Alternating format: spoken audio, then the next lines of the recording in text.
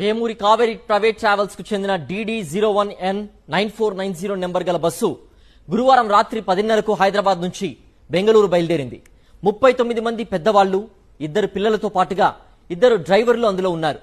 తెల్లవారుజామున 3 గంటల సమయంలో కల్లూరు మండలం చిన్నటేకూరు ఉల్లిందకొండ క్రాస్ రోడ్ వద్దకు చేరుకోగానే బైక్ ను ఢీకొట్టింది బస్సు. బస్సు చక్రాల్లో బైక్ ఇరుక్కుపోవడంతో దాదాపుగా 300 మీటర్ల దూరం వరకు ఈడ్చుకెళ్లింది. దీంతో చెలరేగిన మంటలు క్రమంగా బస్సులోకి వ్యాపించాయి. ఈ ప్రమాదంలో బైక్ నడుపుతున్న శివశంకర్ మృతి చెందాడు.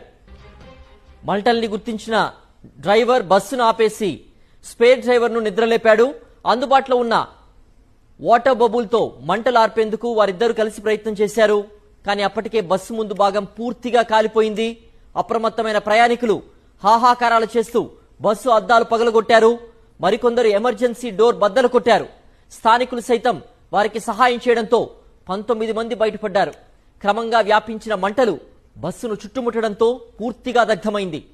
ప్రధాన డ్రైవర్ పరారు కాగా స్పేర్ డ్రైవర్ ను పోలీసులు అదుపులోకి తీసుకున్నారు.